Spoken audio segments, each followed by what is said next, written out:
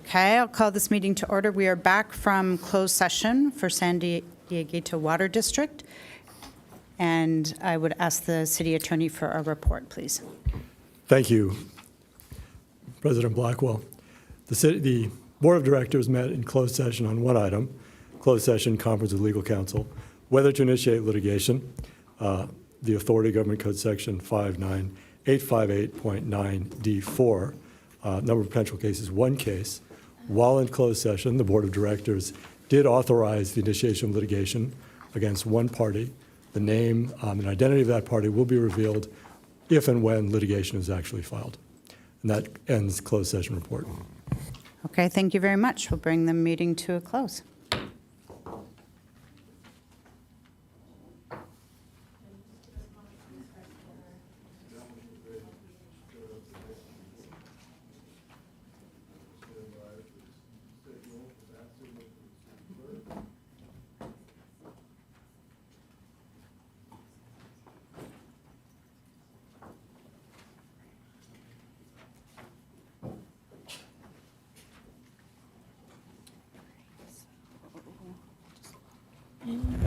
Thank you.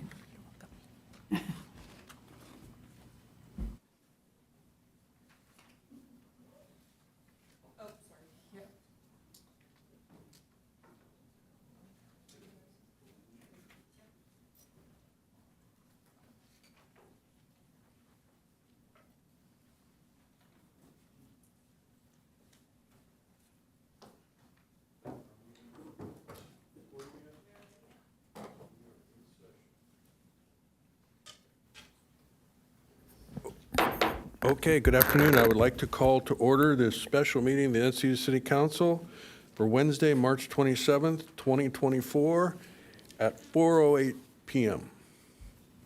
And if the clerk would please call the roll. Councilmember Lyons? Here. Councilmember Ayers? Here. Councilmember Hensy? Here. Deputy Mayor Blackwell? Here. And Mayor Caius? Here. Record will reflect that all members of the city council are present. Okay, thank you. And this special meeting tonight is a discussion and direction on the city 24-25 general operating and capital improvement budgets. And the contact person is technically the city manager, although it says that it's the finance director of finance. So who's starting?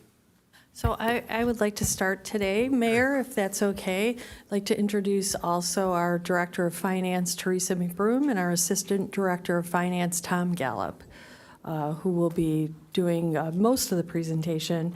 But Tom, if you don't mind bringing up the first part of the slide.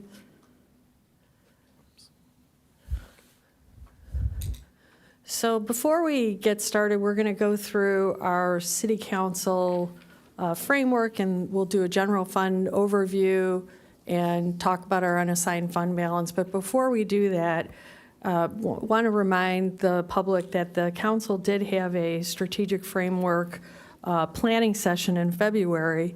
And one of the things that I think is really important, if you could go to the next slide, Tom, please, is taking a look at the success that the council has had this past fiscal year that we're in, related to some projects that you thought were important last year and that we were able to achieve, including the purchase of a piece of property, the renewal and renovation of the Pacific View Arts Center, as well as a number of other items, including the Buena Vista Navigation Center. So I think it's always great to look at the year that we're in before we look forward. The other thing that we did, if you could, Tom, next slide, is we talked a little bit about the expectations of what it looks like to achieve those successes and what it is we need to do and how we communicate with each other between the council and each of you as council members and with our staff in the community. And so I think our strategic session went really well. We made very few changes in terms of the direction of the city and the goals. But did want to at least highlight that because I know a lot of people didn't participate in that particular meeting in February. So Tom, you can skip on to 6 if you could. So the council reaffirmed the goals for the year and moved a couple into operations, and also added 2 new goals, which were consider infrastructure task force prioritizations and funding recommendations, as well as to build on the bike safety emergency declaration goals and implement Vision Zero. So I just thought it was good to kind of set the table for today's discussion. This first budget workshop is really an opportunity for the public to tell you what some of the things that are on their mind. As always, we have a tighter budget than we'd like. But with that, I will turn it over to the finance team, who will talk a little bit about the financial structure of the city. Thank you, City Manager Antil. As we begin the new fiscal year and preparing the budget, we are tasked with a financial structure that ensures a balanced budget. And what we mean by that is that revenues exceed expenditures. Also, looking at reserves is important so that we're meeting our funded policy levels. For our contingency reserve, it's 20% of our operating budget. We also have a budget stabilization reserve of 2% of revenue. Our proposed budget for next fiscal year meets all debt, pension, and contractual obligations for the city. And as we prepared the budget, we reviewed the CIP plan to fund priority projects. During this workshop, we will consider maintaining the $2 million in general fund unassigned ending fund balance per council direction in the prior year.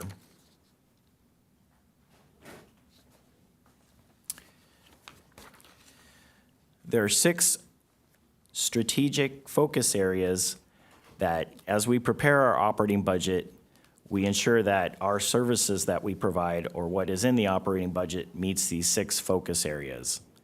First, effective city services and reliable infrastructure, engagement and education, environmental, health and leadership, housing and affordability, ensuring and preserving community character, and mobility and alternate modes. The fiscal year 2024-25 general fund revenue budget anticipates $107.5 million in revenue. Of that, $67.1 million consists of property tax, $17.3 million of sales tax, and the third largest portion of revenue comes from charges for services, which include development processing fees, recreation fees, and other fees for services. And fourth, we expect to see $5 million in transient occupancy tax from hotels and short-term vacation rentals. The remainder is $7 million in other tax revenue.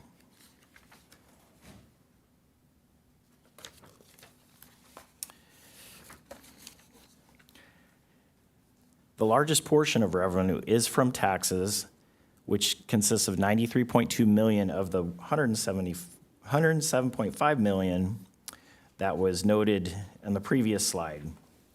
Likewise, property tax is the most stable portion of, and largest portion of revenue, followed by sales and use tax and transient occupancy tax.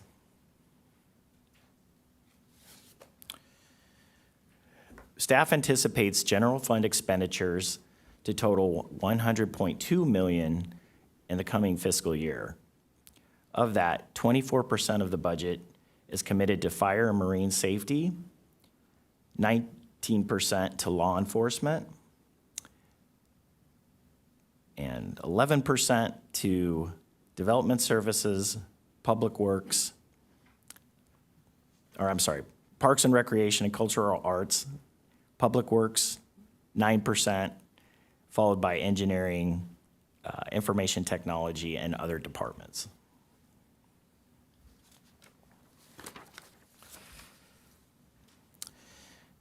Staff anticipates consistent revenue growth over 5 years through fiscal year 28-29, growth of approximately $20 million over that period of time.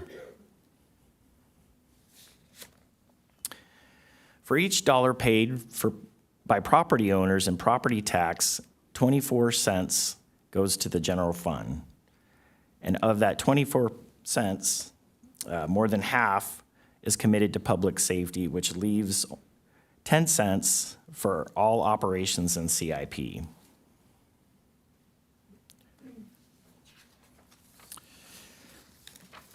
In terms of categories of expenditures for the fiscal year 25 operating budget of 100.2 million, personnel consists of 52%, or the majority of expenditures, followed by contracts and services at 26%, law enforcement 19%, and other expenditures and materials and supplies.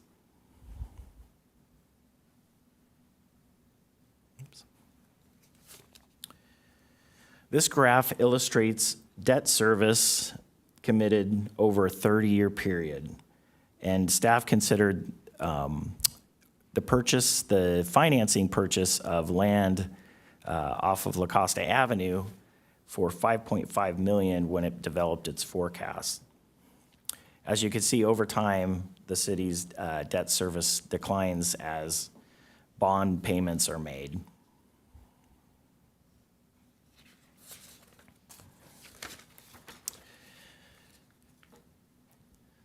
With revenue projected at 105.2 million, expenditures at 100.2 million, and transfers at 2.2 million, we also anticipate 500,000 to CIP next fiscal year, which leaves 2.3 million available for programming, as well as maintaining a $2 million unrestricted fund balance.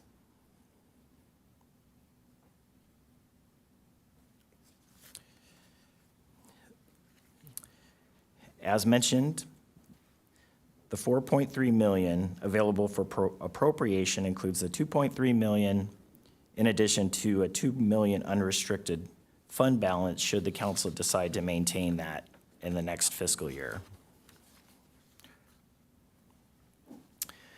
The base budget includes the homeless solutions coordinator that was approved at mid-year, the debt service for the 2024 bond, which was the land purchase that was mentioned, Pacific View operations for the opening later this fiscal year. Also, a second homeless outreach proactive engagement team, as well as a state-mandated open space general plan update. Not included in the base budget and for consideration is the 2 million in unassigned fund balance, 1.463 million for annual CIP expenditures that was planned in the 5-year CIP plan. City engineer suggested CIP projects for next year, and anything from the capital project by status, otherwise known as the donut list.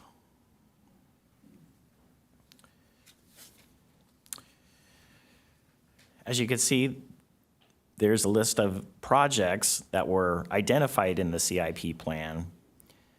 The planned amount of 1.463 million. Programmed is the park improvement projects at 0.445 million on this plan. And here's a list of other items noted for consideration as you deliberate in preparing next year's budget. A total of 4.74 million in projects, including native plant ordinance consultant, native plant ordinance related activities, L7 100% affordable housing design, Pacific View Phase 2 parking lot design permitting, stormwater harvesting study, Hygeia to Andrew drainage study, Q3 on-call drainage consulting, citywide drainage master plan, Vulcan South drainage design, public road standards update, active transportation plan or ATP update, reconsideration of Beacon's staircase review permitting, and other activities. Railroad pedestrian tunnel bridge north of La Costa study, and South 101 pedestrian crossing by Solana Beach.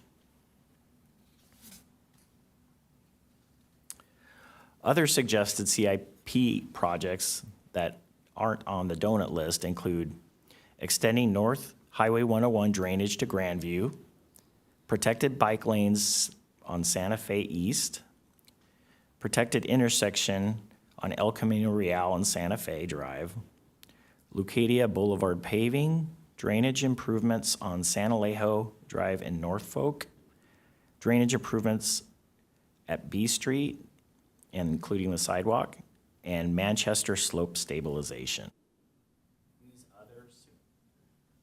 These other suggested CIP projects total $6.65 million. In terms of next step, we have scheduled a budget workshop, a second budget workshop for April 17th. We anticipate introducing the fiscal year 2024-25 operating capital budget on May 15th and adopting the operating and capital budget on June 12th. And that concludes my presentation. Mayor, if you don't mind, I would just add to just for the people who are listening in the audience. So we have a pretty exhaustive list that some of you are familiar with as the donut list that's also online if you want to follow along.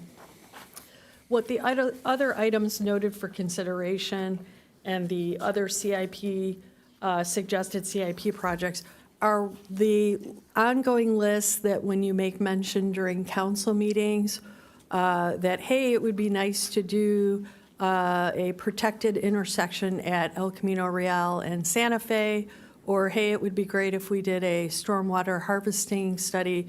We, and mostly our city engineer, Jill Bankston, puts those items on a list because they're not something that's in our current year budget. So it's not uncommon, obviously, throughout the year that there are other things that come up that you'd like to add to our ongoing list of items that we are looking at. But we understand that not all of them can be funded, and I know that you do as well. I just wanted to bring to your attention, if for some reason we have forgotten to put something on the list, we sometimes miss a comment or a notation or what have you. Tonight would be the night also to say, hey, you city manager, you missed this item, and I think I mentioned it 5 months ago or some sort of thing like that. But in the meantime, we also hope that you'll take the time to obviously listen to members of the community who probably have other things that they would also like to add to the list. So I just wanted to make a comment about that. Okay, so do we want to go through preliminary questions, or how many people do we have wishing to speak? 17 wishing to speak. Okay, so what's that? Deputy Mayor, Councilmember Lyons, do you want to hear from the public before you speak, or do you want to? I did have a clarifying question for staff. Okay. Tom and Teresa, on page 9, I had a question about this is a revenue chart. And, I know today we're talking about how we're going to spend available money we have, so we're kind of thinking of it as expenditures. But since we have this chart here, and I'm thinking about, gosh, we just don't have enough money, like we always do at budgeting cycle. I was wondering if you could help me understand charges for services item. We've got that at 10.8 million as far as money that comes in. Charges for services, is that like what we charge in our fees for what we, as a city, the services we provide the community? Maybe it's the development community or the community. Could you maybe, instead of me putting words in your mouth, could you tell me what that is? That's correct, yes. That's includes everything from recreation fees that are charged for programs, development fees for processing permits, some internal service charges where the general fund provides support for other special districts that are affiliated with the city. So it does cover quite a bit. Typically, there is a revenue offset. So as in the case of development service fees, that covers the cost, or a certain point of the cost that is expended by staff issuing permits, inspections, those types of activities. Okay, good. I've not seen it aggregated all together like this, so this is really informative to me. And I know that we do consider our fees as agenda items, kind of distinctly as each one needs to be reconsidered over time, and that generally we do not have 100% cost recovery. And I think you might be saying that, and it varies by the kinds of fees. So we don't recover all the costs that it takes for us to do the work associated with providing services to the community. Yeah, that's correct. We do periodically a user fee study to look at the cost of providing that service, and typically there's discussion about how much the city wants to recover for providing that services, since it varies so much from the activities that these cover and the programs that these fees are collected from. That clarified it for me. Thank you. Councilmember Ayers. Yeah, on the long-range financial plan chart where you show the revenues and expenditures, I just wanted to get your explanation on, I see what's driving the growth appears to be the property tax, and I think you made a comment about how steady that is. What's driving that? And then I want to ask the same question, what's driving the expenditure line, or what did you assume in the expenditure line? So first, what I noticed sales tax and other revenues don't seem to go up that much, but the property tax seems to go up quite steadily and quite nicely. Yeah, we've seen some, solid, consistent growth, despite lower sales volumes. The median household value tends to stay, very, it's very solid here in the community. I mean, even during the recession, the city did not dip in terms of, assessed value. So we've projected, I think, even a conservative 5% on that, based on the housing inventory and past sales history and that sort of thing. So there is always a concern that there could be a decline, but from what we see, we're not anticipating that. So on the expenditure side, how did you, that obviously is not driven off of housing value. What drove the almost commensurate increase in expenditures in your assumptions here? Yeah, I think that's, I don't know if you want to address that, but. Thank you, Councilmember Ellers. So what that line represents is what's in the base budget right now. It doesn't include any of the items that were shown on the slides. So it's the programs that we have now. We certainly added some new programs last year, such as the Homeless Solution Coordinator. And there's the CPI and inflation is higher than it has been in the past. Okay. So that was taken into consideration. We have contracts, long-term contracts. We include the CPIs expected for those contracts. And then, of course, last year, the council approved the negotiations for labor. So all of that is included in the base budget. And then what's not included was highlighted on that separate slide. Okay, so it sounds like CPI contracts and then labor contracts in particular. Yes, okay, and then the sheriff's contract is one of our largest contracts, and we've got that's expiring in 2027. We know what the expected increases are. Okay, great. Thank you. And to follow up on that, the property tax lines appear to be pretty consistent. You mentioned 5% is what your conservative estimate is. Do you dive into the fact that a couple of pieces of land that were at one, at least the Fox Point Farms used to be ag zone land, and it is now, residential and selling? Is that do you consider that? Yes, we did. Yeah, that was for the projected 2028-29 28, 29. fiscal year. Yes. Why So- do you push it that far out? We were told that, oh, did you want to go? Sorry. Yeah, I think, We were told it would take a year and a half from now. And then, once it's completed, there's a delay because the property taxes are assessed in January of the prior year. So that's why we go out another year. So between that project, which is, some units are being sold, and the Vulcan Apartments, which appear to be getting close to being, having their certificate of occupancy, you know, if we realize property tax benefits that exceed what you've projected here, we just get to figure out what to, you know, the benefits of that to our budget in future years. Okay, thank you. that's correct. I see no other requests to speak. That's a lot of, we have 17, is that right? So 17, I probably should be able to do this in my head, but 17 times 3 equals 51 minutes. And so that's a lot of public comment, but, you know, I'm expecting that you'll all use your time judiciously, and if you can say what you really want to say in less than 3 minutes, you're welcome to do that as well. So let us get started.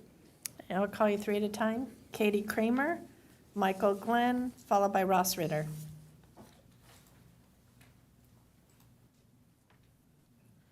Okay, hello, good afternoon, Mayor Kranz and council members. Thanks for the opportunity to speak with you in support of funding the native plant policy. I'm Katie Kramer, a commissioner on the Encinitas Environmental Commission. As a member of the Native Plant Policy Subcommittee on the commission, I've been involved in the numerous discussions that have culminated in the development of this policy. Thanks to the sustained efforts of this council, city staff, and community experts over the past 2+ years, this policy has been thoroughly researched, workshopped, and refined to meet the specific community and environmental concerns of our city.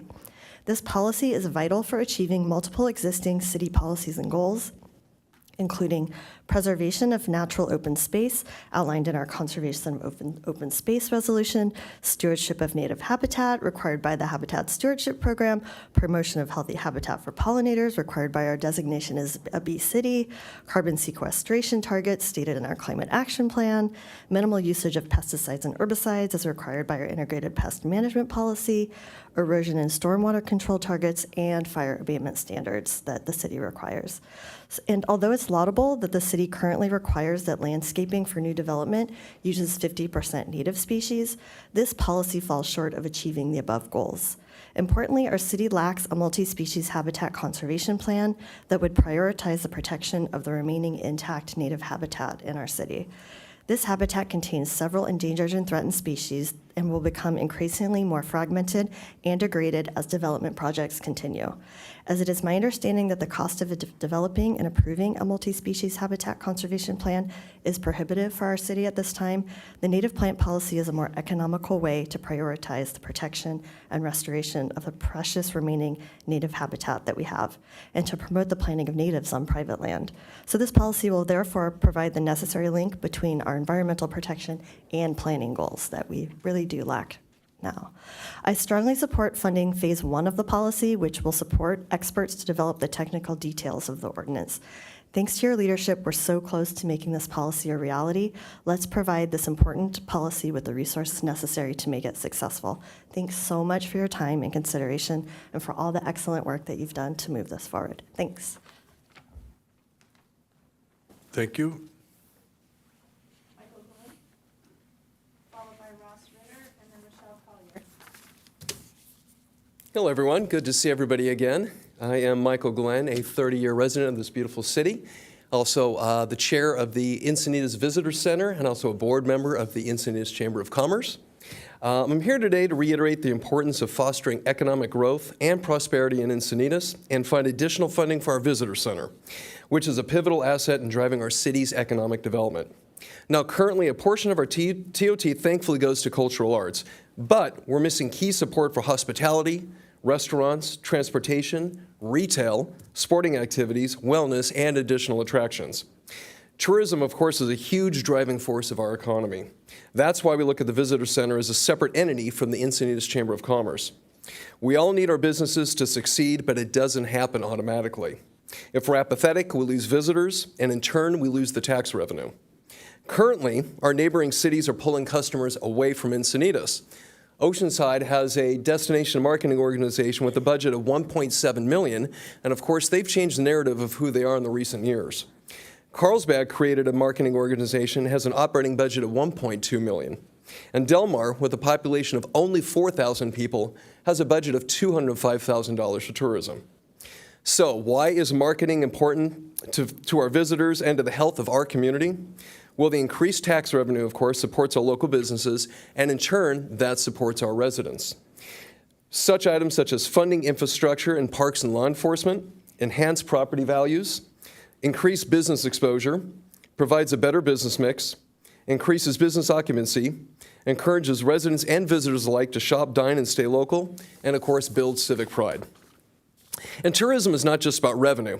It's also important to shape our city's narrative to ensure that our citizens tell the story rather than someone else, and managing visitor flow to prevent overcrowding in the summer, as well as drawing visitors into our slowest times of the year.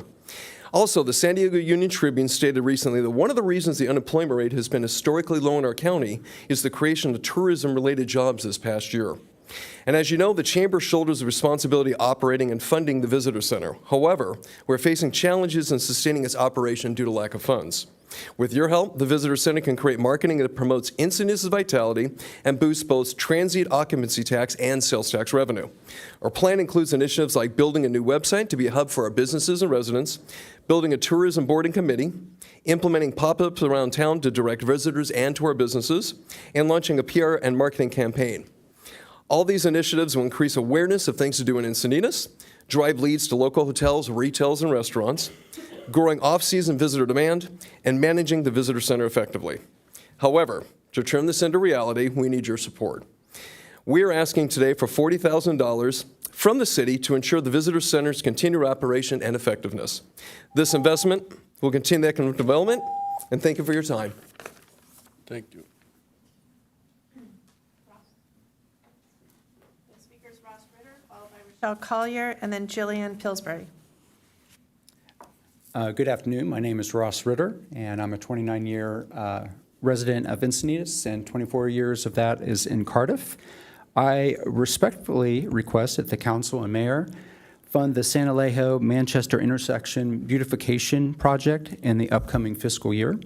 This project is listed on tonight's City Council meeting agenda under item 12A. The intersection was recently improved with mobility funding, installing crosswalks, extending a sidewalk to the crosswalk, removing invasive acacia trees, opening up beautiful lagoon views, and installing a decomposed granite path from the intersection to the San Alejo Lagoon trailhead. These improvements have drastically improved pedestrian safety for those Cardiff residents who wish to walk or run directly to the lagoon without getting in their cars to drive there. This beautification project is the final phase of our efforts along this heavily traveled thoroughfare into our community from the I-5 freeway and eastern Encinitas. It would involve depaving the triangular area formed when the city made this an all-way stop sign intersection. This area would include a Cardiff by the Sea monument sign, readable on both sides, made from concrete and cordon steel that should weather very well over time and have little maintenance required. It would also include landscaping that would not require irrigation. The sign and landscape palettes have been designed using the Cardiff 101 branding guidelines and are congruent with the conceptual design for the Harbor Seaside Parkway in Cardiff, currently under development. This is a community-driven project that has already involved hundreds of hours of volunteer time. In particular, I would like to thank Rich Reisner of Grounded Landscape Architecture for volunteering his time with me, city staff, Cardiff 101 Design Committee, and the board of Cardiff 101 Main Street, and for developing these beautiful conceptual plans that you'll see later this evening. These plans have been shared and collaborated with stakeholders such as city planning, engineering, and traffic, as well as the Nature Collective, Cardiff 101 Design Committee, the Cardiff Town Council, and the Board of Cardiff 101 Main Street. The city has invested millions of dollars in Encinitas and Leucadia, beautifying the Highway 101 corridor with multiple streetscapes projects that have tremendously enhanced the area for residents and visitors. I ask that you invest a relatively tiny amount of money in comparison in Cardiff to help us beautify our community as well. Our Cardiff volunteers have already done much of the hard work. We are just asking our city to help build it. Thank you for your consideration.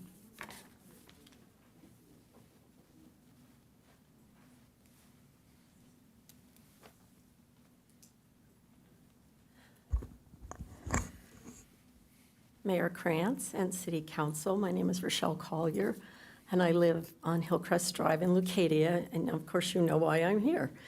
I want to thank you first for getting started with what we need in Leucadia. We've been fighting this fight for 20 years. Tony kind of started in this because of the railroad crossings and our inability to get across to our town. We were separated from our library, our library, our post office, our beach, our groceries, just peachy. We have to illegally cross the railroad tracks. But it's important that we continue moving forward on the necessary projects. So I'm asking that we give prioritization to the at-grade crossings. I just can't even believe we're talking about this, and at the State of the City, when I saw the depictions when Allison was speaking, I was just like, you can't even believe how heartwarming it was for me. The next thing, we have gotten a little multi-use path on Vulcan. It's something, I've been asking for a path on Vulcan for over 20 years. And my idea in the beginning was to have it on the east side, but Tony's idea to kind of let's walk on this side, and we move the parking, and we have a good start, but it would be really nice if we can make it contiguous. If you could see how many people use that path. And again, you have to remember, legally, we're not supposed to cross the railroad tracks. So if I come down Hillcrest Drive and I want to go across, I do cross the railroad tracks, but some people probably don't. You have to walk to La Costa or walk to Leucadia Boulevard. We don't have a rail trail like they have in Cardiff. We have kind of a dirt thing, and we're okay with that because we're going to get something eventually, but if we could just make it contiguous, that would be very wonderful. And the last thing is that we need to get the funding for a quiet zone, because there's a lot of people that's what they want, and I like to support my community. So that's all I have to say. Thank you very much, and have a great evening. Following Jillian will be Terry McFarland, Judy Burlfine, and then Michael Von Neumann. Hi, good afternoon, Mayor Krantz and council members. I'm going to try to just cut this to the chase, as you asked. I've lived on Eolas Avenue for 20 years, and we're requesting you to budget money towards speed mitigation measures. We've spoken before the Mobility and Traffic Safety Commission and the City Council for the past few years. You now have speed data that was collected on Eolas, and you're aware of the daily reckless speeding up to 55 miles an hour, which occur on our street. Due to the resistance of the fire department regarding speed bumps being placed at this time, we ask until there can be a permanent solution that you budget for additional sheriff enforcement units to be utilized throughout our community. We need your help. We need the funds to make walking, cycling, running safely in our neighborhood and the entire community safer. We've been asking for a traffic officer presence in our neighborhood for years, but sadly, we haven't seen any. We're also asking, I don't know if we can, but if you could budget money for the future for Eolas for this stretch from Parkwood on the north-south side, towards Hillcrest on the north, for chokers or chicanes. A stop sign at Parkwood would be great. We also would like to request money to finish streetscape through Leucadia. And I'm just going to throw it out there. I saw on the sign on the budget, the La Costa Pede Path. Yes, please, that would be great. We have nowhere to walk in our neighborhood. There's no sidewalks. The dirt path on Vulcan that Rochelle was talking about, it would be great if that could be a little more permanent. Thank you.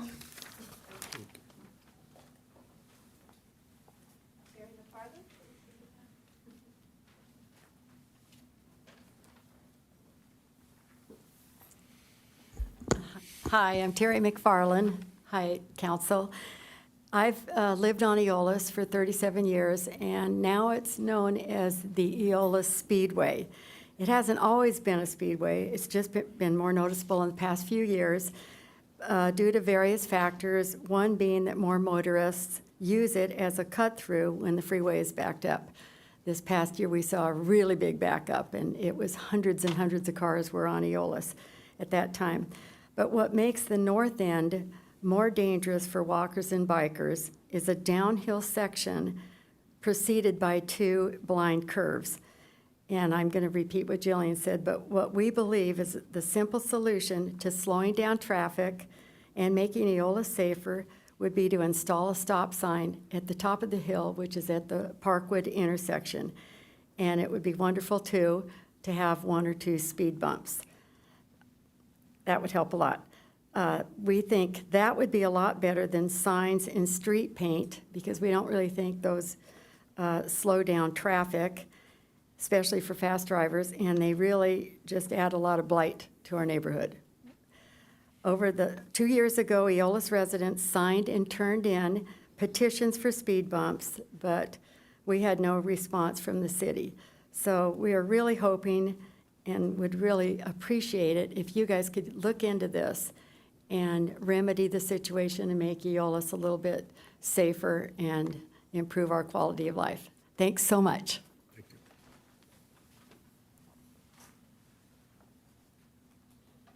April Fine, followed by Michael Von Neumann, and then Diana Nunes. Hello, Mayor and City Council. We sent you a letter earlier. We didn't see it show up in the comments. Hopefully you all received it. It was from several stakeholders residing, traveling, and working on the El Camino Real Manchester corridor. And at this meeting, we're asking that you prioritize improvements on this high-speed corridor. So I see there are a lot of really important projects, and it's hard to compete. It'd be great if we could dedicate funds at this time to begin design, to begin thinking about this, to start making this freeway with driveways into a distinct Encinitas community that's safe for drivers, walkers, and bike riders. And our letter has been signed by the 5 of us on the Encinitas Bike Walk Steering Committee and by the Executive Director of the Institute of Contemporary Art, the founder of the Grauer School, Stuart Grauer, Jared Rodriguez from Miracosta College, Interim Director of Student Services, also from 7 residents and condominium owners at Pacific Pines on El Camino Real, from the CEO of Temple Solel and 2 Temple Solel members, and from 4 residents of Sage Canyon Drive. And I bet you there are a lot more people who would sign it if we'd had the time and energy to go out and ask them. That's my main request. I also want to put a plug in. I've spent the last year or 2 with members of Pawlackie School and with council member Hinsey, trying to figure out a way for kids to get to school at Pawlackie Central without being injured in some kind of collision on their bikes or in a car or walking. And Councilmember Hinsey came up with a fabulous idea to connect the Orpheus Park to Union Street, maybe a little abstract to figure out in this moment, but really what we need is a 20-foot ribbon of cement from the top of the stairs over to Union Street, and it would solve many, many problems and make it much safer and easier, not only for kids riding to school, but people with strollers going to the farmer's market, people who live high up there who want to go to the beach and want to roll in one way or another. So I don't think it'd be very expensive, so I hope you keep it in mind when you're putting aside money for projects. Thank you very much.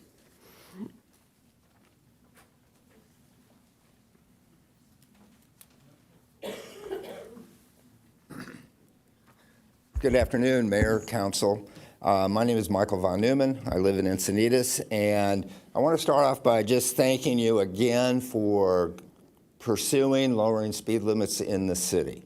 And I also think that that leads directly to attention needing to be made on El Camino Real, South El Camino Real. Right now it is a freeway. I really don't think we want a freeway going through the middle of our city. We already have I-5. We do not need it. The only benefit of that street right now is for automobiles to drive as fast as possible to get through that section of town. It does nothing to improve the safety of pedestrians. It does nothing to improve the safety of bicyclists or anything else. It is just for automobiles. So I hope we do start looking at this corridor. It's really important, and there's more development coming up along Manchester. But along with trying to lower speeds, trying to make the corridor more attractive, there's going to have to be increased enforcement. And so I hope in the budget process that we double the amount of traffic enforcement officers that the Sheriff's Department can provide. Because without enforcement, it does not matter what the road is designed for. It does not matter how many speed limits are lowered, what they're lowered to. It does not matter if it's not enforced. People will continue to drive fast, distracted, and dangerous. So please let's spend some time and energy looking at El Camino Real and also increased speed enforcement, traffic enforcement. Thank you. Nunes, followed by Carol Heil, and then Jamie Simon.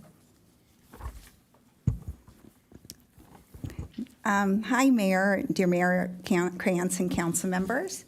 Thank you for your continued efforts and commitment to ensure at-grade crossings in Northwest Leucadia and a citywide quiet zone. The progress and the support of this council and city staff is much appreciated. I'd like to speak specifically to an additional project that continues to rank high in multiple city evaluations. Specifically, this project has risen to the top of the MAP study, the LSRP, the ATP, and now the recommendations of the ITF Commission. The Modal Alternatives MAP project or study published in 2023 identified the Vulcan Avenue multi-use path as the highest prioritized project. This path is described as a Class 1 path allowing for both pedestrian and bicycle travel along Vulcan Avenue and La Costa all the way to Santa Fe Drive. It would provide coastal north-south connectivity from the northern city limit to the heart of Encinitas and connect to multiple adjacent bikeways, key destinations and residential neighborhoods. Recently, the ITF, implementing the prioritization rubric, ranked the Coastal Rail Trail interim Vulcan Ped Path from Encinitas Boulevard to La Costa, east of the tracks, as the #1 overall project. The project description is a 2.6-mile interim DG path from Encinitas Boulevard to La Costa Avenue. There was some confusion expressed by the council regarding this project as being the Sandag Coastal Rail Trail project. However, as noted, this is an interim project providing much-needed mobility along this corridor. The estimated cost of the interim project is $2.1 million. While the city patiently awaits the full design and funding of the Sandag Coastal Rail Trail, I am asking that the council prioritize this interim project for funding, possible grant application if needed, and work prioritization. As described, this interim project will provide much-needed safe connectivity for the coastal region of our city. Thank you.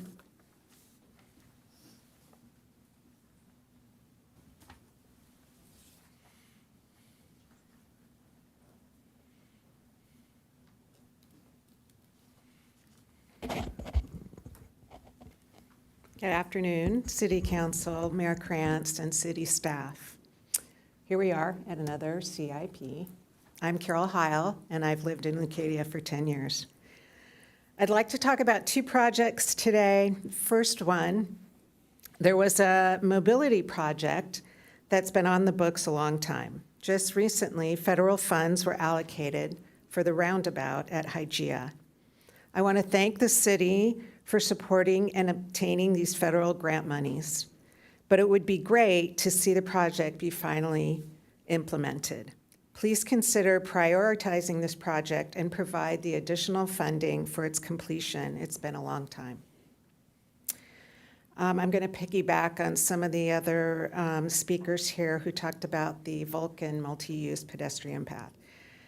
I'd like the council to consider funding for an official multi-use pedestrian path on North Vulcan. Last year, the city installed a maintenance path on the east side of the rail. With the on the east side of the rail. With the implementation of this maintenance path, a whole new world has opened up to pedestrians in Leucadia. Not only is it more beautiful than what previously existed, it allows for safe travel on Vulcan. As you remember, a white line was painted on the east side of Vulcan Avenue as a designated pedestrian path. Leucadians demonstrated that it was entirely too unsafe, and now it is rarely used. The maintenance road is now being used more and more by pedestrians, people with strollers, dog walkers, and even cyclists. This is great. It is off the street and safe from cars and provides safe mobility. The problem is it's still just a maintenance dirt path, and there are parts in which the maintenance path does not exist. It lacks connectivity along the length of Vulcan, it lacks ADA improvements, and it lacks inlets to Vulcan Avenue for strollers and wheelchairs. According to the MAP study that Diana chatted about and the ATP study, the multi-use path ranked #1 in prioritization for pedestrian projects in Encinitas. The #1 ranking criteria was safety. The second criteria was network connectivity. A multi-use pedestrian path on the west side of Vulcan would satisfy the needs of these two important needs. Please fund this sorely needed multi-use path in this upcoming CIP. Thank you very much.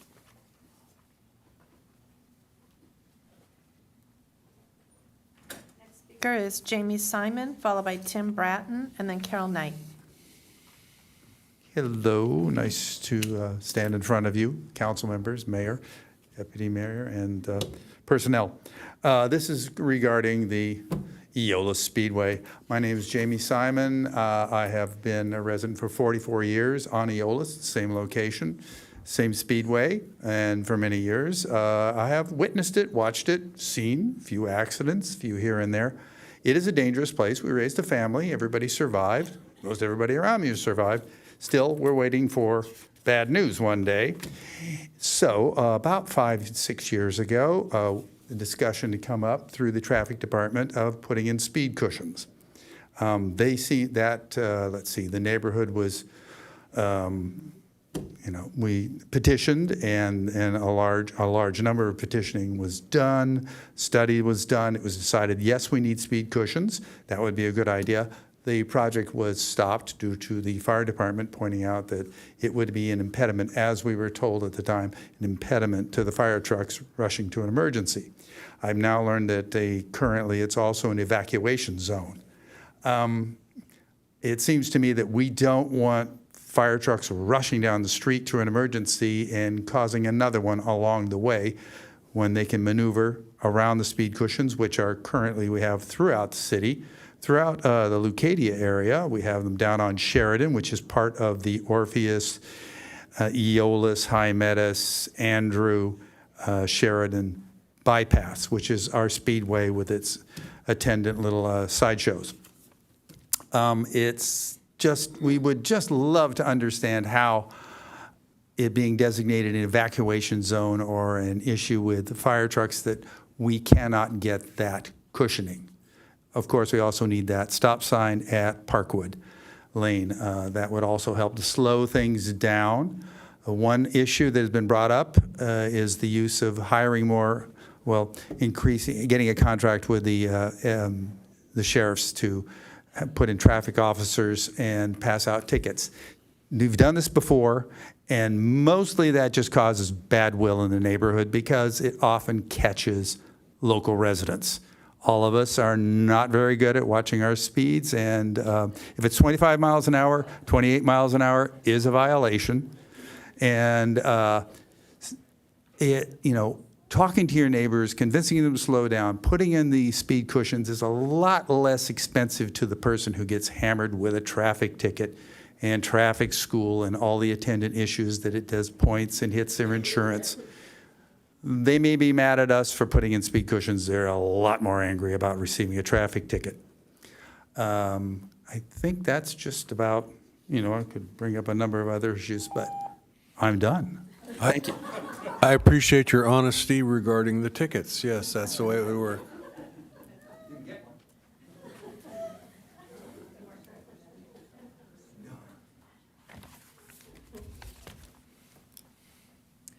Good evening, Mayor Kranz and council members. I'm Tim Bratton. I've lived, Encinitas has been my home for 50 years, and I'm advocating for the approximately 4,000 Encinitas residents who live in the train horn blast zone.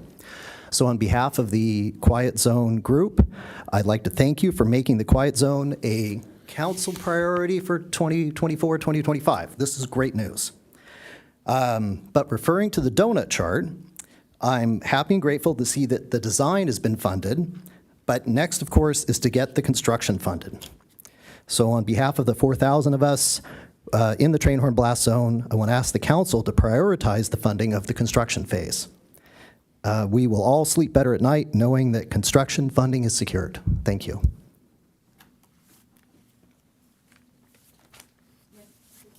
Carol Knight, followed by Carol Parker, and then Sherry Yardley.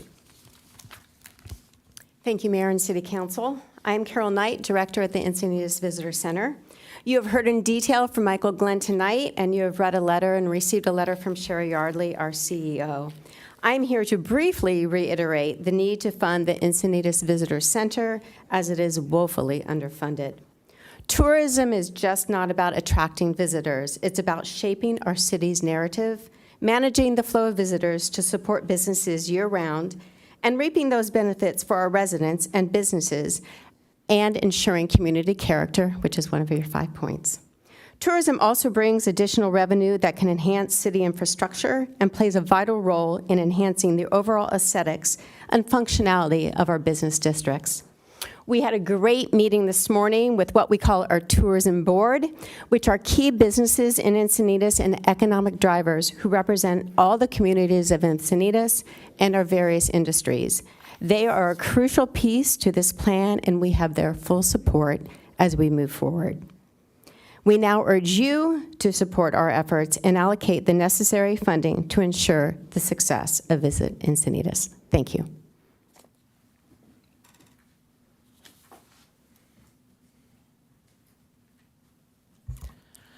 Thank you for allowing me to speak. I'm Carol Parker. I am a almost 20-year resident of Encinitas. I've been on the UFAC for 7 years, the Urban Forest Advisory Committee. I'm now an environmental commissioner. And I also on the Encinitas Arbor Day committee, and I hope you will all come to Encinitas Arbor Day. It's Saturday, April 13th from 9 to noon at the Encinitas Community Park. So I hope I invite everyone on the dais and in the audience to come and enjoy planting 51 trees. Okay, so anyways, I saw with your donut list, and you have a lot of worthwhile programs to decide between. But the reason I'm here is to lend my support to the native plant policy. I think that the native plant policy and how it is laid out in the 3 stages is well thought out, and I believe it will protect the native plants that we have in the city, and it will enhance our environment. And so I would like to lend my support. So thank you very much. Next speaker, Sherry Yardley, followed by Basie Klopp and then Brandon Quan. Good afternoon. I am here to sorry, say who I am. Sherry Yardley, CEO of the Encinitas Chamber of Commerce and the CEO of the Visitor Center. I'm here to publicly apologize for my typo in my letters that I submitted. Tony, I know there's not a T in your name, so sorry about that. And I hope it doesn't dissuade you from realizing the importance of the Visitor Center and driving the narrative of our visitors into our city and having us help our businesses in their economic growth and the prosperity of our city. Thank you. Very common issue. I wish I was related to Judith Krantz, but I'm not.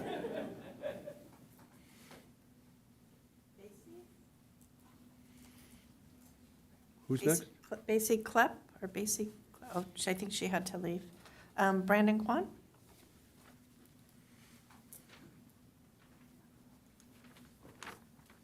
Hello, my name is Brandon Quant, and I am the current ASG Vice President of San Alejo campus, which is located on Manchester Avenue.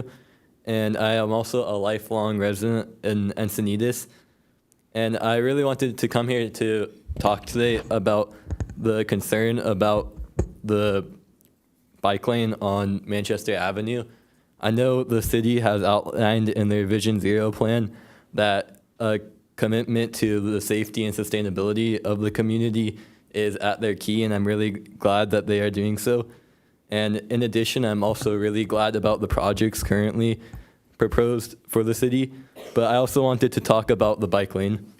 The bike lane currently resides on Manchester Avenue in a zone where the speed limit is very high in comparison to other areas nearby.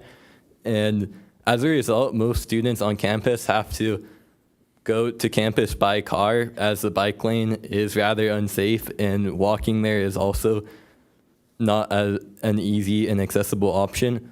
So I really wanted to come and also talk about how not only the bike lane being improved would improve the accessibility and safety of students going to campus, but also would really help with sustainability, which is something I know both the city and Miracosta College is dedicated to.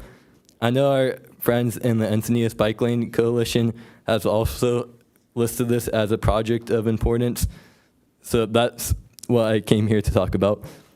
Finally, I would like to mention that a safer bike lane would also perhaps increase enrollment at Miracosta College, which is really important because we also offer a lot of over 60 classes for lifelong learners, and there is a local area where the population of over 60 adults is high, so it would also let them go to classes. Thank you. And then, Mayor, we had two individuals, Andy Soler and Richard Zarat, who are in support of additional funding for Visitor Center, but did not wish to speak. And that concludes public speakers. Okay, thank you to you all for your efforts in keeping it brief. I appreciate that. But I also recognized in all the comments a passion for the issues that you were speaking to. So thank you for that. Councilmember Hensy? Thank you. Yes, I want to reiterate my thanks to the public for coming out and speaking on behalf of such worthwhile projects and really articulating your vision for the city. And it doesn't go unnoticed, so we always take note of what we want to do, and even if we can't do it all in 1 year, we really make an effort to advance each of those goals through the long process that it can sometimes be to get to completion.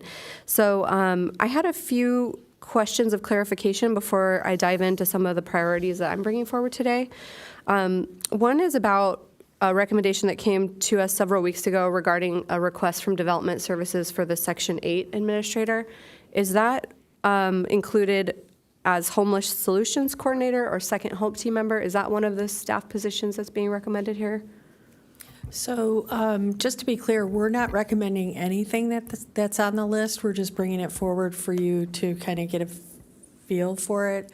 I have not brought forward any of the personnel requests. Okay, so it's not listed as part of the currently unfunded. Got it. Okay. I continue to remain supportive of that position, so I will bring that up. As far as the at-grade crossings and the quiet zones, which are city priorities here, I don't see Jill sitting up there, Pam, and I feel like some of my questions might be directed at her. Is it all right for Jill to come join us? Well, Jill, come on up. And as she walks up here, I want to say sincerely thank you, Jill, for keeping track of all those things that we bring up throughout the year that don't make it onto our donut list, because sometimes those end up being our priorities, and seeing them here makes us feel heard. And I think it also helps members of the public who might not have participated year after year after year to see things end up on the donut list feel like they're being heard as well. So thank you for making that effort.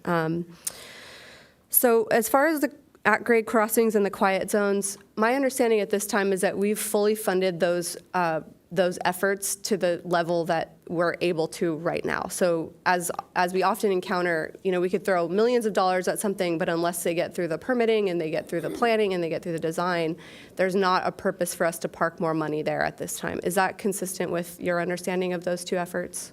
That's correct. We have a lot more work to be done on both of those projects. So we're not in a position yet to fully understand what the construction cost would be yet. So that would be a conversation that would probably be had at the next year's budget hearing. Okay, great. Thank you for that clarification. And then some of these pots of money, which are called annual projects, and they include things like general mobility improvements, traffic safety and calming, innovative bike lanes. Those things are broken out this year, whereas usually I think it's assumed that we fund those things, and that's the way that staff can kind of work on smaller projects around the city. This year I see them broken out, and it seems like they're here for part of our consideration. So are we envisioning that some of these smaller projects that are either brought forward to us today, or even bigger ones like the goal that I have to see the intersection protected at Encinitas Boulevard and Santa Fe, would we be putting those pots of money towards those smaller ones? Is that the intention? That's possible. I think we got some feedback last year that more discussion should be had regarding those annual funding pots. So we're bringing them forward and kind of highlighting them and letting me know this is funding that we typically put in the budget, but this is a very tight budget year, so there are some other opportunities to shift that funding elsewhere. I see. Okay, thank you. And I appreciate that, because I think this council is particularly meddlesome in the business of staff, and that we really want to have a lot of control over the safe routes to school things and some opportunities that we see for improved safety, especially on our streets and roads. So I'll go ahead and start offering some of my thoughts to those of you who showed up today, as well as to our staff for direction.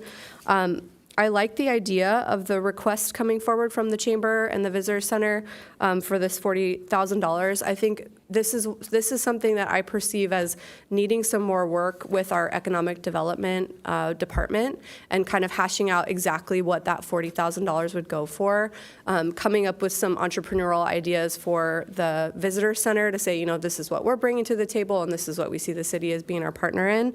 So I'd like that to return to us from perhaps Roy's department, Director Sapau's department at some point, for us to be able to consider that really in depth, rather than saying, today we're going to put this $40,000 forward.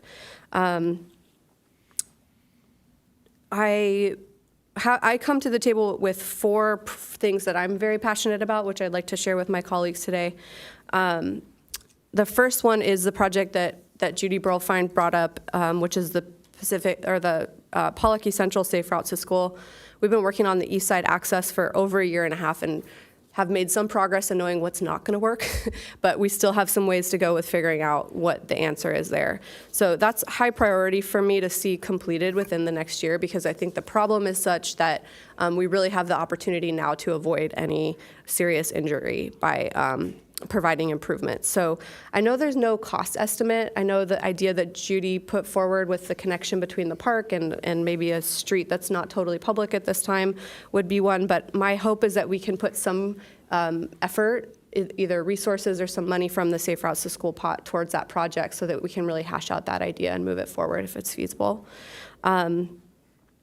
The second priority that I think is really timely is to create the protected intersection there at El Camino Real and Santa Fe, because this just checks so many of the boxes of what we're trying to achieve together as a council with the Vision Zero, with the fact that this is a corridor that's already in progress with significant funding from the state of California to help us see that project complete. And I really feel that if we don't align our funding with finishing that corridor, and I'm specifically talking about the intersection. I'm not talking about the protected bike lanes, which would be like the cherry on top, but I think it's the intersection there, which has been estimated to cost $750,000, if I'm reading the estimate correctly. I really want to see us advance that this year so that it's done around the same time that the corridor project is done. And whether that's putting together the $600,000 that we usually put aside from those annual projects towards that, I think that would be a really worthwhile use of our funds. And then the native plant ordinance and the demo gardens, to me, this is something that our community is so passionate about, and we haven't fully been able to operationalize that passion and that desire for the city to be high functioning in protecting our habitat and in creating more open space that's really high quality open space.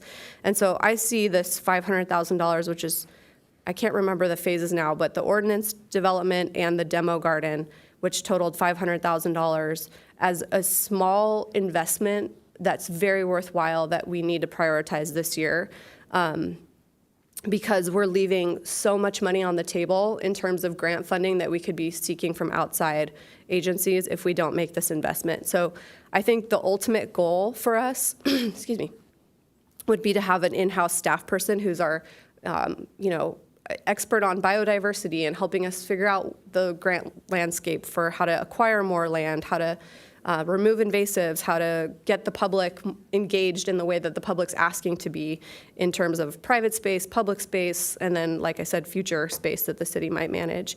But I guess we're not at the point now where staff's recommending that permanent position, and so this $500,000 to me is a great way to say, let's make those investments, let's see what we want that staff person to do, and let's operationalize that. And then the last thing that I would like to see move forward is the 100% affordable housing project that we've discussed. And it looks as though we have an estimate of $350,000 that would be the design for this. I think in the past, to move forward this project, we've used funds from our affordable housing fund, and that if there's an opportunity to do that again, just to make sure that this project advances, I would be okay with that, because that's exactly what that fund is there for. But if staff's recommending general funds for that purpose, then I understand that as well. So those are my initial comments. I think the Eolas folks, you make a great case, and I don't see why we wouldn't fund those things that you're asking for. They don't seem terribly expensive, but I just ask that you continue to work with your district representative to make sure that whatever we're going to implement has a lot of consensus from the neighborhood. So, we've had some quick build things that have not totally worked out. Through my process with Judy at Pollock Central, it's oftentimes crossing things off the list that we know don't work before we get to the thing that does work. So I think there's a little bit more consensus building before we can say, let's fund this thing. And that's both on our part, the staff's part, with the fire department, and with the neighbors.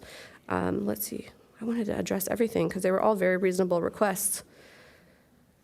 The Vulcan multi-use path is such a worthy project. I think in some ways it would pain me to see the city pay for that, when in fact it's meant to be a SANDAG project that is a mitigation for freeway widening, and so doing it prematurely, I don't know if that threatens SANDAG eventually going in to do that. So I think we still need to put a little bit of time in that. And to my knowledge, it's still under design. So when we get to the point, I think you have a supportive council that's ready to fund the construction.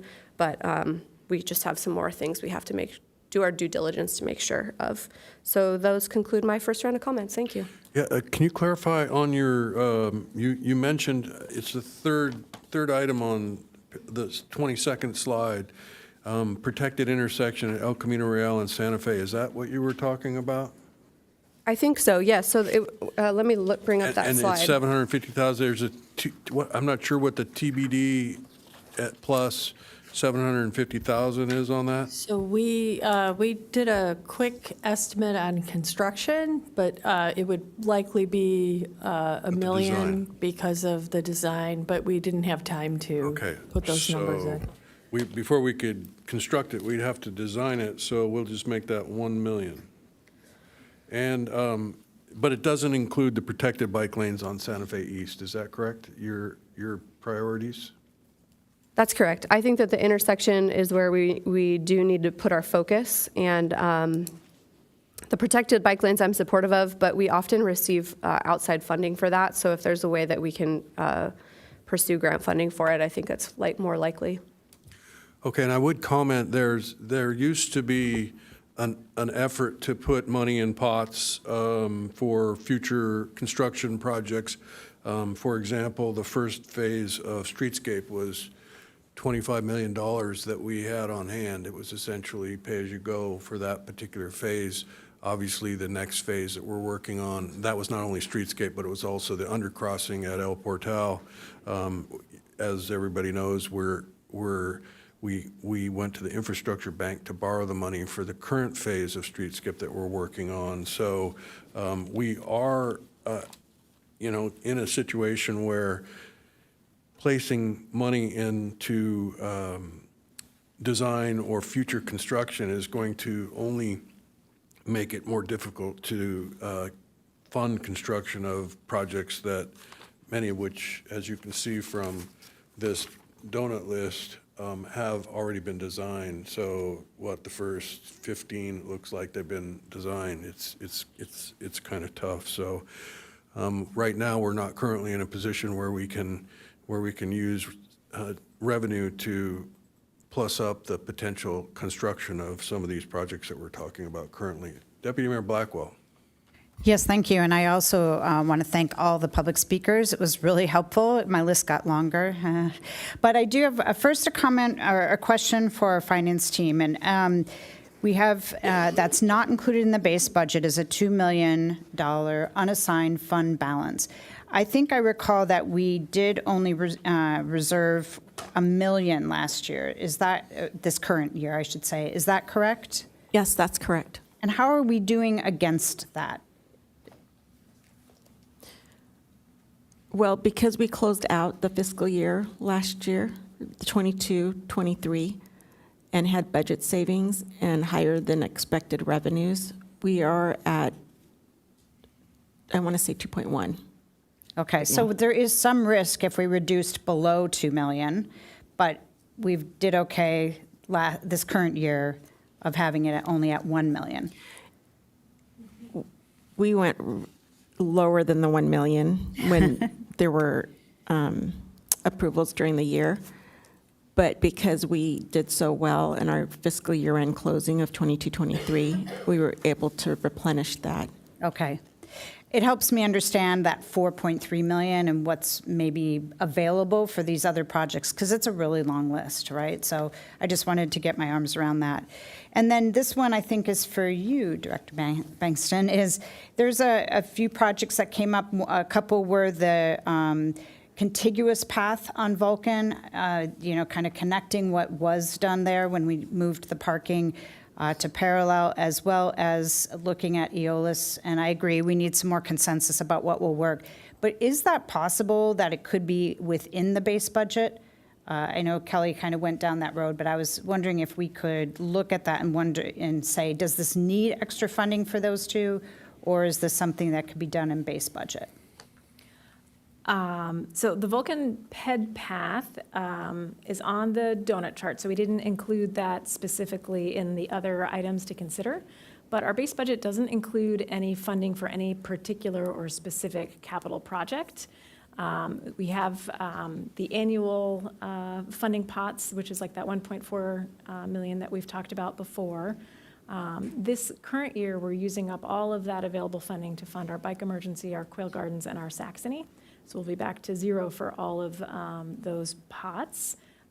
So again, it's up to council to determine whether you want to refill those pots to be able to do some of these smaller projects, or if you want to kind of lump some money together to achieve a bigger project. Right, and to be clear, there was a request about just making the path more contiguous. I think is a section at the north end, is that right, Rochelle, that you cannot really walk or get a stroller on, or it's really tough at the very north end. So I don't think it's about the interim measure, which is also a great project, but it's not about that interim multi-use path. It's really just about connecting that. And maybe that's more a Public Works question, but I just want to know if we could do that with an existing budget or if it has to be a special request. Right. Director Bankston, remind me, I thought that you looked at that, your staff looked at that, and there are parts of the Vulcan right-of-way on our side of the fence that there's not enough room to move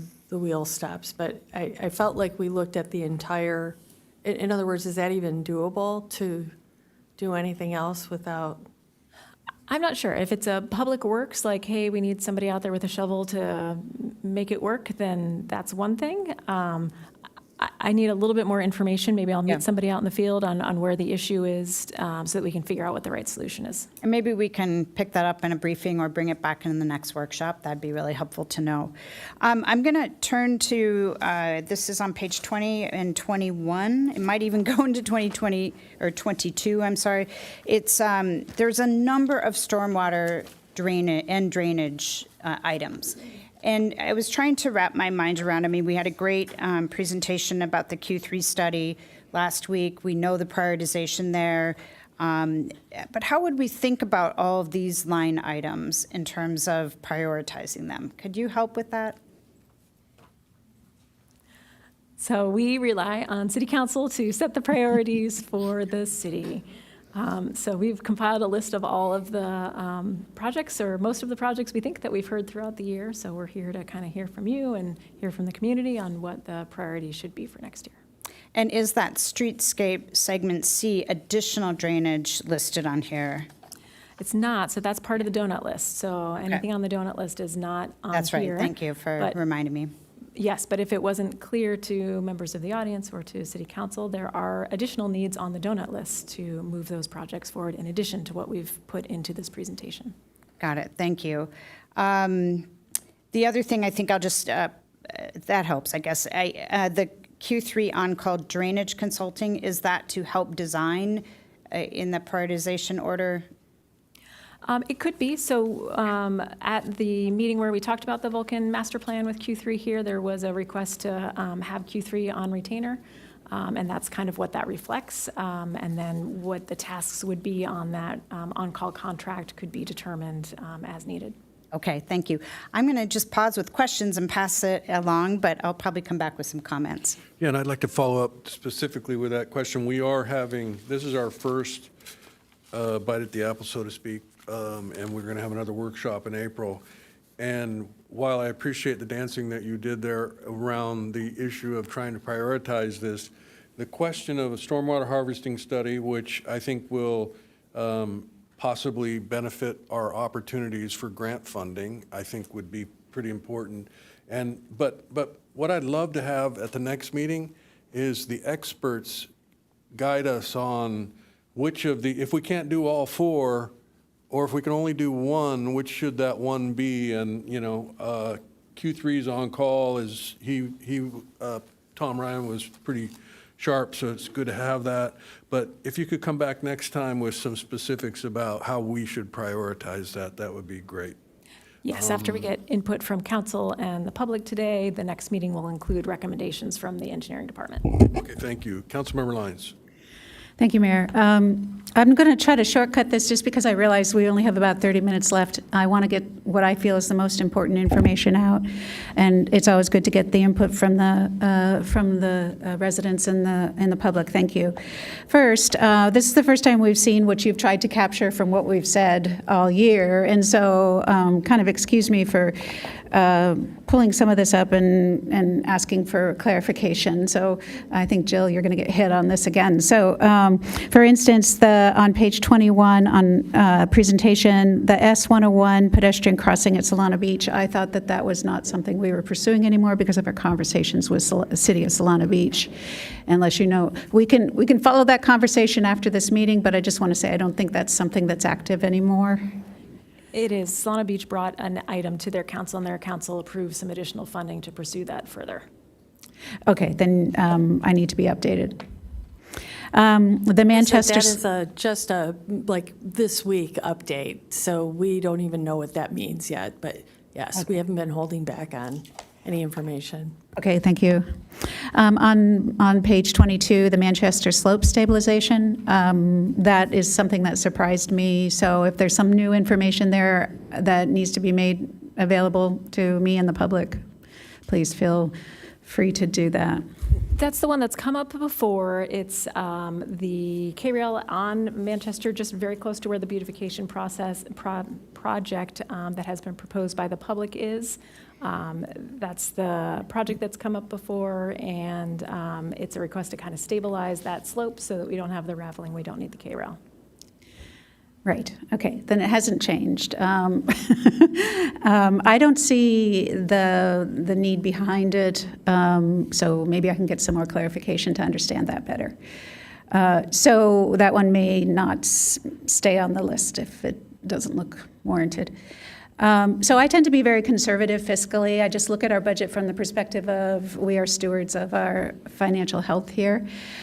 So I'm going to say something maybe somewhat unexpected, and that is the $1 million or $2 million that we put aside in addition to meeting all of our reserve that we do as a city. We do have our reserve fund fully funded. It's been fully funded. And if I'm saying anything wrong, Teresa, please correct me. But what I understand is we have a very healthy reserve fund that we keep, and we're very good, we're very conservative, and I appreciate that. But I don't know that we need to keep more money on top of that. And so I would be recommending that we consider using the full $4.3 million to fund what our current needs are. I believe in saving and I believe in having a reserve, but I also see how much need we have. And we've really profiled that this whole year with our infrastructure task force. We've got a huge need and we have a gap. We have a big gap between what our need is and what our money is. And so one of the ways to address that is to find money, is to look at where can we find money. And so this is one area where I'm open to being further educated about how much reserves we have and how we use them, but I see us being maybe overly conservative with adding to our current healthy reserves with the $2 million, whereas I see we have a need right now that we need to use that $2 million for. So I will lean in the direction of fully funding the $4.3 million. I also want to find money other places, and now I think is my opportunity to ask for something. It's not specifically identified as an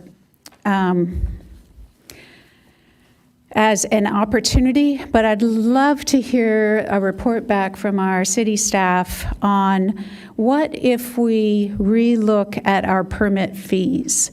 I know we do that on a regular basis. We don't usually do that in the budgeting cycle, but in the name of trying to find money, every time we've looked at the fees that we charge for the services, we have made decisions to increase those fees to better fully capture the costs to the city of the services we are providing. I know when we're looking at our big list of infrastructure projects that we need, and then we're looking at the money we have, we're trying to be smart. We're trying to think, where can we get more money? And it's in the press, we're thinking about a lot of different things. As a part of that, I think we should really look at our mitigation fees, which are, another term for it is our developer impact fees, although I think traditionally we call them mitigation fees, but it's the cost that is the fee that's charged for developers to develop in our beautiful city. And we may have some money we're leaving on the table that I would be in favor of looking at and evaluating, see what we could do as far as bringing more money in so we can achieve more of these infrastructure and quality of life objectives that we're talking about achieving. I don't know, City Manager, if there's an opportunity to ask for staff to bring back that information when we were talking about our budget? Yes, so we are embarking, in fact, Assistant Director Tom Gallup is putting together an RFP. This is the year that we would be looking at mitigation fees, so you won't see that until sometime in the fall. However, the development permit fees, we brought back to you, I think it was in 21 or 22. I think it was 21. Yeah, we did not, council did a policy for some of those to go to 80% capture instead of 100%, and then some are even lower than 80%. We can certainly dust that off and take a look at that and bring that back at the next budget workshop. Thank you, I appreciate that. Then I'm just going to jump into just giving some reflection on what's been presented today and where I'm leaning as far as what's of value to prioritize for this year. I like to look back at what our strategic plan is, and our city manager started with that at the beginning of the proposal or the presentation today. Is what our strategic objectives are. I like to use those as our guideposts to, our North Star for, double checking that we're headed in the right direction and not veer too far from that. In that regard, one of my top priorities will be the native plant proposal for the ordinance and for the demonstration gardens, in that there has been a lot of support for open space preservation, open space management, and native natural resources. And in that regard, too, one of our top priorities there in strategic planning is affordable housing. So the L7 affordable housing is a top item for me. I want to give a shout out to our citizens here in our Cardiff district for the item that we'll be considering later on our agenda for the beautification. We used to talk a lot about quick build a few years ago, in that there were so many worthy projects that come kind of grassroots that the community would like to help see happen. And this is a really well articulated and communicated proposal for beautification at San Alejo and Manchester intersection. We'll learn more about that later and hopefully get some understanding of what the cost of that might be and whether we can consider that in this year's budgeting. And El Camino Real in Manchester has come up for years as far as safety for pedestrians and bicycles.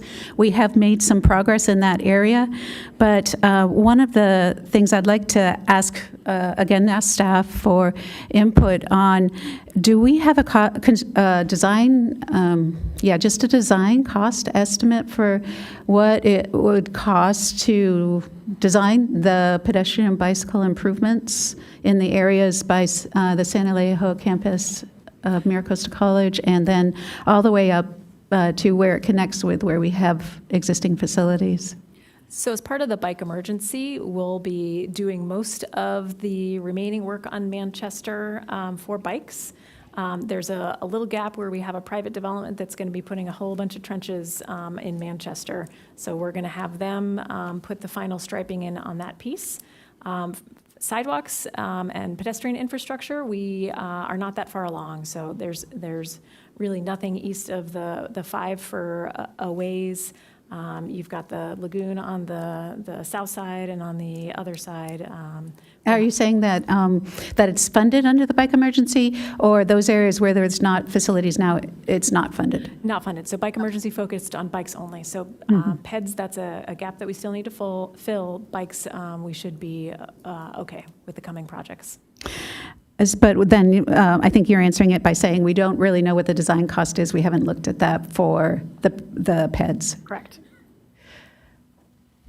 So the right way forward here is, can we get more information on that and what the cost might be?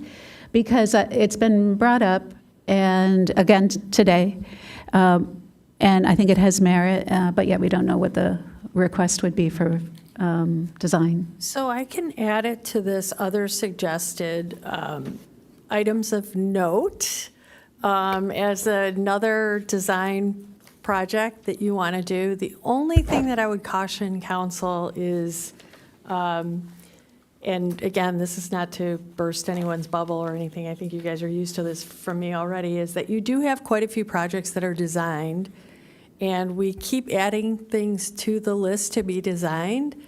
And if there's really no path to funding, I would ask you to take a look at whether or not you want to look at funding some of the projects you already have designed. But if you want us to give a ballpark estimate, I always tell the city engineer it's $350 for pretty much anything to be designed. It's between $350 and $500,000. And until you actually go out, we don't know. But if you want me to put a plug in here for the design of that, I can certainly do that. Yeah, let's go ahead and add it. Thank you. And I think the Chamber's request for the Visitor Center has a lot of merit. So I'll end my shortcutted to allow for others to comment. Okay, thank you. So, as I look at the donut list, I think one of the things that we might want to do is put a tinge of color on those, because I see on our social media, the El Camino Real Z crossing is now open, right? So Yeah, this is last year's list. We haven't created a new list. I see. So we'll be scratching off things like the storm drain repair at Moonlight Beach. Those are all done, right? And Yep. so we're going to get a little closer to projects that need funding for design also, I suppose. So I support this discussion about what the potential is for El Camino Real / Manchester, because right now it is a huge expanse of asphalt that needs taming for use by people not driving cars or trucks. So I look forward to being able to invest a little bit more in that.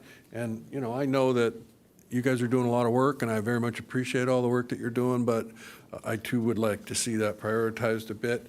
I agree with Kelly that seeing the protected intersection at El Camino Real and Santa Fe sooner rather than later would be good. I was looking at a couple other things on this list of items of note. I'm very interested in moving the Beacon staircase review back into the pipeline, because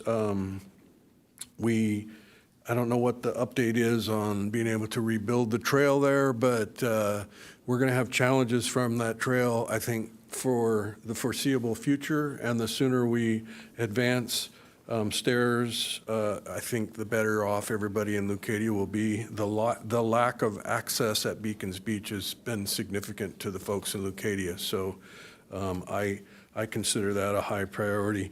And considering we've done all the work, we had it in the Planning Commission, but it died there. So we will, I think, hopefully be able to squeeze that reconsideration into a little bit less money, but I know the experts think it's $600,000.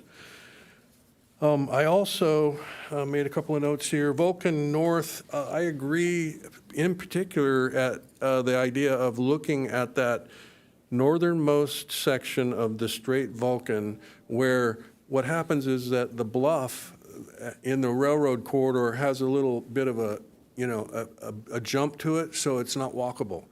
And so I don't know what it would take to get to the point where we could shave that off so it was flatter, so that it might be walkable. That would be, I think, really important, because with the Vulcan apartments, their project was conditioned on putting in a sidewalk across from their project. So therefore, that last little stretch where walkability is in question is challenging. Now, And because we asked them, they will have sidewalks on the east side, but we also required that they put sidewalks on the west side. And people who are using this path that we've created, it's a bootleg path for pedestrians. I think it would really be good to be able to connect them to that new sidewalk. So that is important. On the southern end, I too think that we should be exploring that a little further. I know that our traffic engineering department has been doing a lot of work internally, but if there could be from Leucadia Boulevard south to Encinitas Boulevard, a look at what it would cost to actually put together a way to take that curb that's currently adjacent to the street and limiting parking from Leucadia Boulevard south and move it so that there was parallel parking, that would be ideal. Across from the trailer park now, there's parking by people who are hopping the curb, and I don't think that's in our interest at all. I know there are challenges with the open culvert, but there is a path alongside there. So in terms of making do and doing it as cost effectively as possible, value engineering, so to speak, that would be, I think, worth looking at. I do know that Sandag has not done a lick of engineering to that path with regard to that path. And one of the challenges that we had is that there was a lot of conversation about whether the coastal rail trail, the formal coastal rail trail, should be on the east side or the west side of the railroad corridor. And Sandag had always insisted that at the El Portal crossing, it go on the west side. Until we solve stormwater issues, I don't think Sandag's going to seriously consider the east side of the railroad corridor. So I think there are several things that we need to address. Councilmember Ehlers. Let's see, just opening, one of the things I'd like to see from a budgetary standpoint is some benchmarking of neighboring cities, maybe go through their ACFRs and show what percentage of CIP investment to their general fund revenue maybe as a figure of merit. I want to know whether our expense to CIP ratios are in line with what we see Carlsbad, Del Mar, Solana Beach. I know they're all a little different and have different financing, but I'd just like to understand where are we. With that, I'll move into my basics. I want to start with probably the top 2 or 3 that I think are just fundamental infrastructure. I think the Infrastructure Task Force did a yeoman's job. The first one is pavement, and the question, Jill, you've shown the chart in the past of our PCI index, and it's been steadily dropping for almost a decade. And we've been investing $4 million on the very, very bottom of the donut chart. You see the $4 million primarily in Transnet funding. I think we need to augment that and reverse that trend because we're nowhere near our target. We're getting further away every year. So I think one of the top priorities, basic infrastructure, that's what cities do. We need to apply. And it's also probably the #1 complaint I get from people not in D4, just everywhere, is pavement, potholes, et cetera. So I'd like to see a larger incremental funding. I'd look for a recommendation from engineering. Along those same lines, this year I think we spent $3.7 million on sinkhole repair. We had at least six incidences, some very large, some good sized, some small. I'd like engineering to come back for the April 15th meeting to give us a estimate proposal for how much money per year should we be putting into storm drain relining. Right now we have the corrugated metal pipes that are 36, 48 inches, and they're rusting. And what really, really amazed me and really impressed me was the fact that if we do this epoxy concrete relining, the life of the new pipe, the relined pipe, is 75 years, which is awesome. That's like so what we need to do is before they collapse, we better reline them. So I want to plan for the next 5 to 10 years, and I'm thinking probably 10 years of how many dollars per year would it take to reline our 60-year-old, 50 and 60-year-old pipes. And I'm thinking it's probably on the order of $1 million to $2 million a year. I don't know, maybe it's $1 million, hopefully it's less. I think right now the line item, again, on the bottom of the donut chart, about 6, 7 lines up, is we've doubled it last year from $250,000 to $500,000. I'm thinking we might need to double it again to $1 million, but I don't know. I want engineering's input. Then that brings me to drainage in Leucadia, which is my third in priority. And streetscape, when the Q3 plan we went through last week, it presumed that we were putting the pipe, the 60-inch telescoping pipe, beneath L101. And I think the number is, how many more million to fill in under segment C only? Was it 3.5 or 5?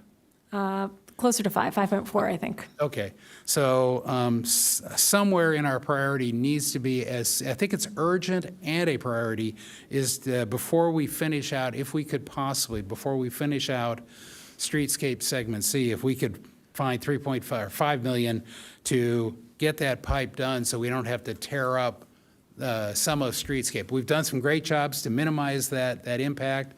I just want to see, and this is what we talked about last time. So I'm just going to cut to the chase for Leucadia flooding in priority for me. When what I heard last week was, number one, the urgent money is to get it beneath the segment C streetscape. Number two was the South Vulcan drainage, which would offload the 24-inch pipe and could do a lot to minimize our flooding. Then you also get, if we're going to put a pipe on South Vulcan, I'm wondering if we might not be able to do some at least temporary improvement to the Vulcan ped path in that segment. Not the whole segment yet, but bits and pieces. So that's another high priority for me. My fifth is sheriff traffic enforcement. I can't understand. I remember back 30 years ago, I used to actually see sheriffs enforcing traffic laws in D4. I don't see a single police car out there. It's been 10, 15 years. And I've been asking for the last, I'd say, I don't know, year since I've been up here. And so I think we need another 1 or 2 patrol units for traffic enforcement. So I'd put that up there as a budgetary, it's not a capital issue, but it's a budgetary operational issue. And by the way, it all comes out of the same big buckets, right?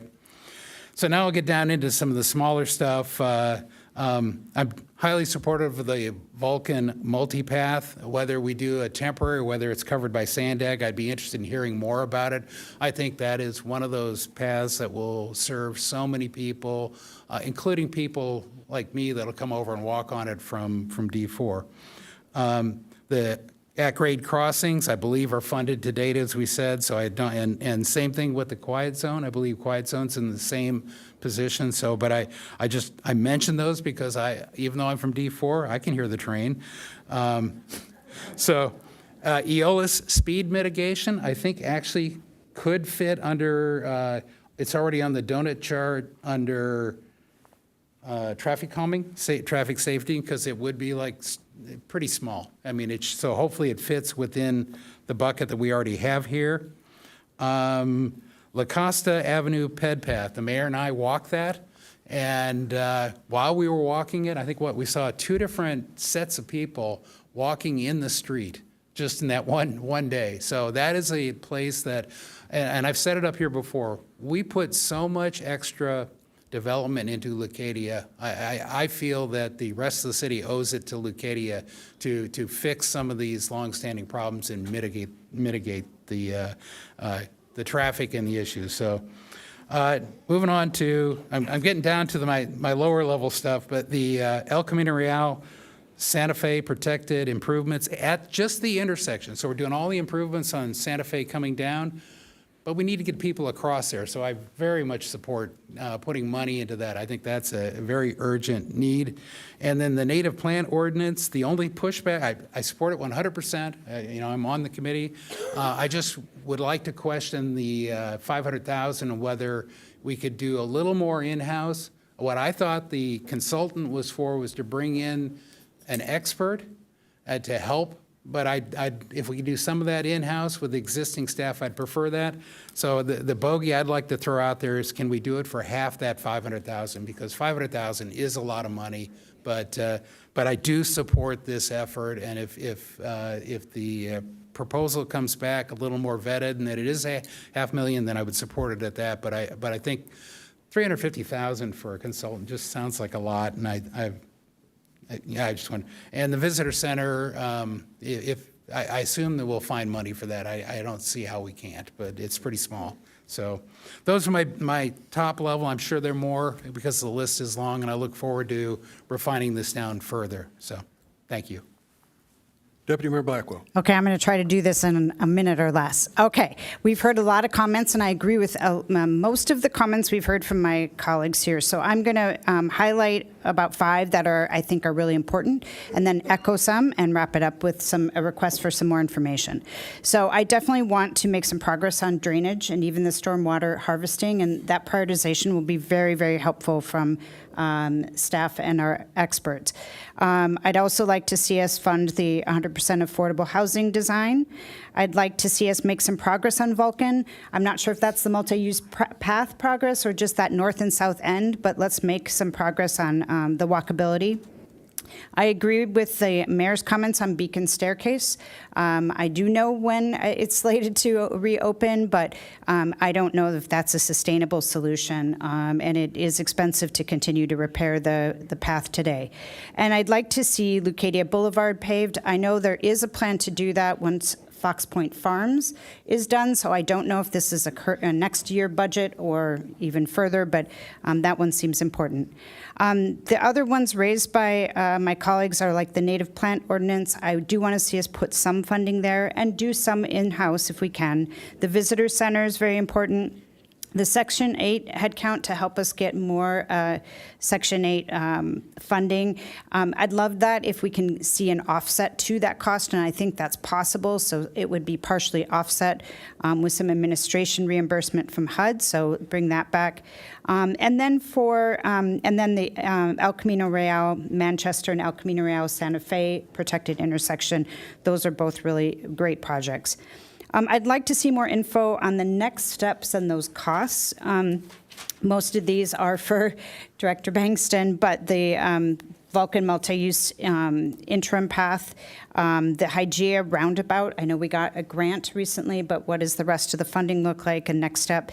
And then Eolus, the mitigation measures there, and the La Costa Ped path. And thank you. Okay, thank you. City Manager Antil. Okay. I did just a quick tally on all that you mentioned, and we're at 16.6 million in new funding requests, some new, some on this, some I did a swag on. What did you say, 15? 16.6 million. So what I will ask you to do before the next meeting is to think about which ones you will be able to support, because I've put a dollar figure at all of them.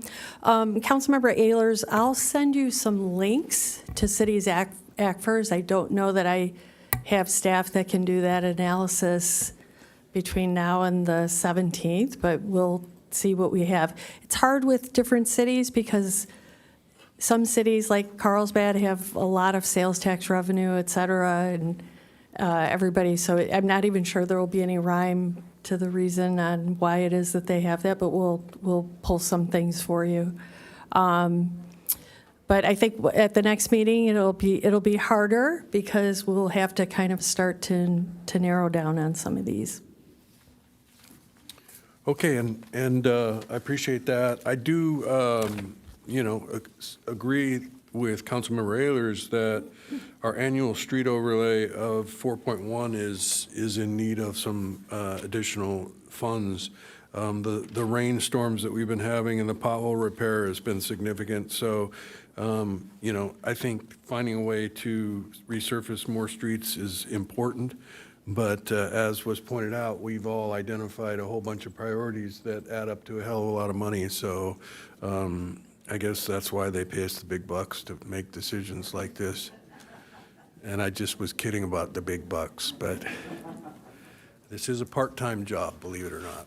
So I see no more requests to speak. I do want to again thank the public for coming on out and giving us your 2 cents, and we will use those 2 cents to hopefully fund some more projects. Thank you.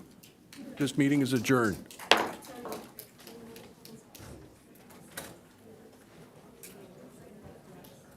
It is 6 o'clock, and normally we start at 6, but unfortunately, we've been going for a couple hours, and we're going to take 10 minutes.